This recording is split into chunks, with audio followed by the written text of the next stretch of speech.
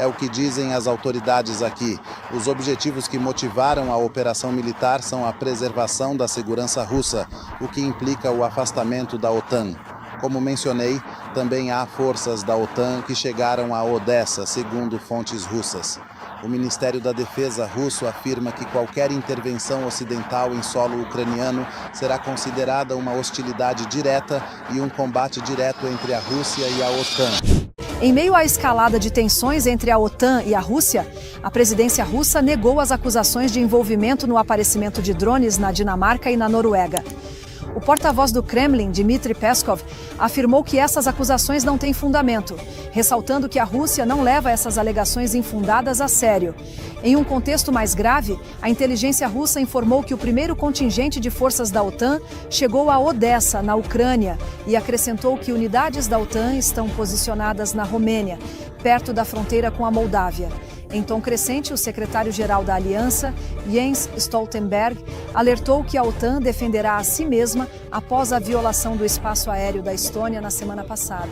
Ele afirmou que a OTAN não quer ver a Rússia continuar nesse padrão perigoso e acrescentou que a aliança está pronta e disposta a continuar defendendo cada centímetro do território de seus aliados.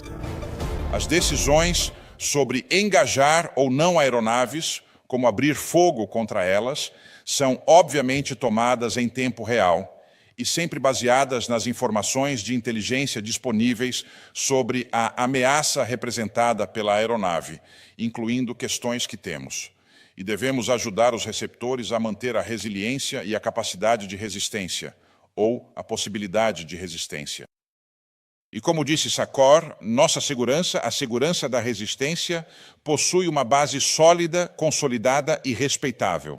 Nas cidades onde recebemos armas hoje na Estônia, a segurança da resistência está ainda mais consolidada e fortalecida para a casa da resistência, quando não foi avaliada uma ameaça imediata. Os passageiros aguardam em uma longa fila no aeroporto de Den Haag. O aeroporto retomou suas operações após uma paralisação de algumas horas devido a drones não identificados. Dezenas de voos foram interrompidos e as autoridades não descartaram a possibilidade de envolvimento russo no incidente.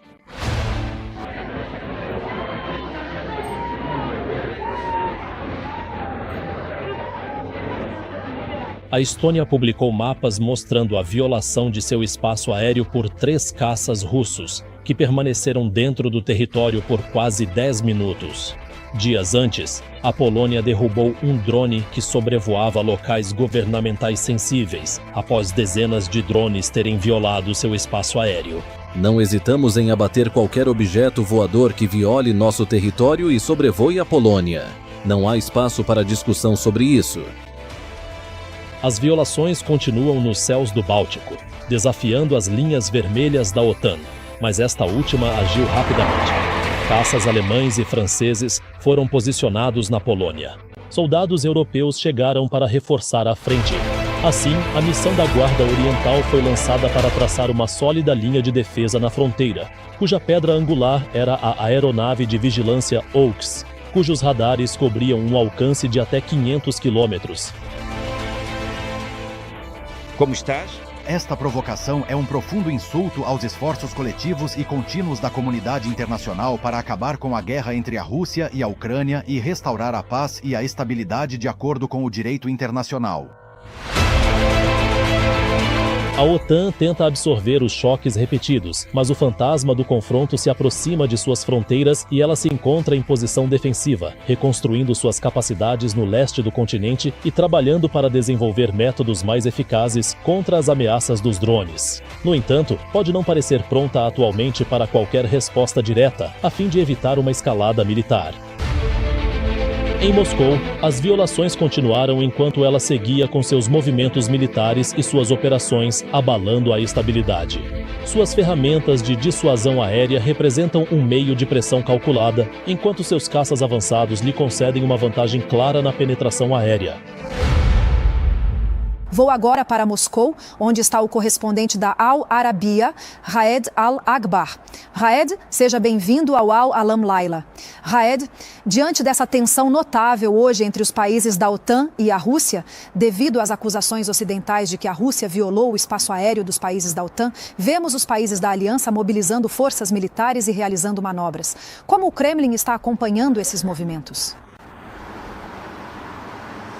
Sim, Nadine, há uma grande tensão, uma escalada contínua que não para de ambos os lados, o lado russo e o lado europeu.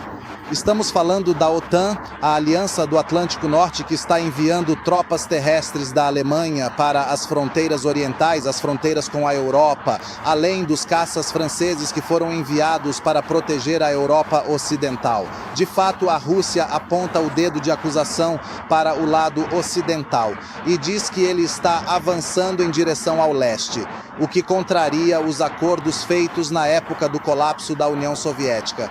Apesar de a Rússia ter se retraído após o colapso da União Soviética, ela ainda se vê como controladora desse espaço, e é por isso que vemos esse problema. A Moldávia, ou como dizem, volta a emergir à tona. A Moldávia que abriga uma região separatista chamada Transnistria, essa região pró-Rússia, semelhante ao que aconteceu com Donetsk e Lugansk quando se separaram da Ucrânia naquela época.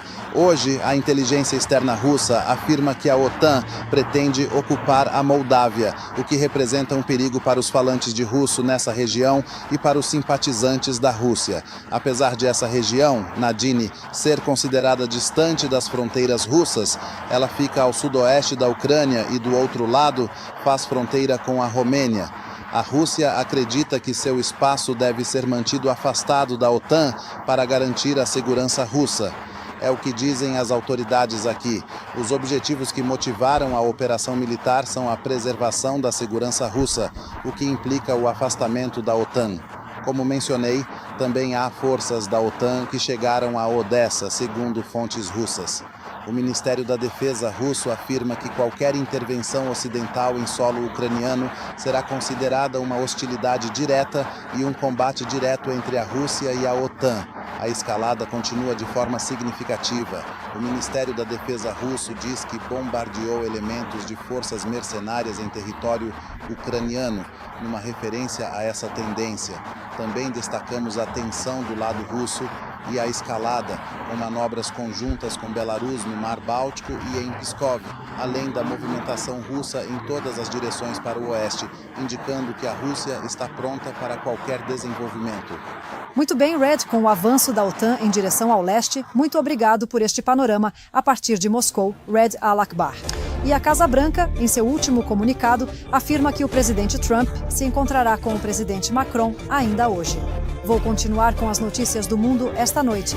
Tensão e acusações contra a Rússia, então, por estar por trás de violações aéreas em países membros da OTAN, incluindo a Dinamarca. Vários aeroportos em toda a Europa registraram grande confusão nos voos de Berlim, Bruxelas, Heathrow, até Copenhague e Oslo, após um ataque cibernético, em primeiro lugar, e drones desconhecidos, em segundo, ao longo de alguns dias. Enquanto o ataque cibernético prejudicou os sistemas operacionais e forçou os aeroportos a voltarem a procedimentos manuais e lentos para o registro de passageiros, dezenas de voos foram desviados nos aeroportos de Copenhague e Oslo devido à passagem de 3 drones de origem desconhecida. Anúncios foram feitos pedindo paciência aos passageiros devido a possíveis atrasos nos procedimentos de viagem e também a possibilidade de cancelamentos.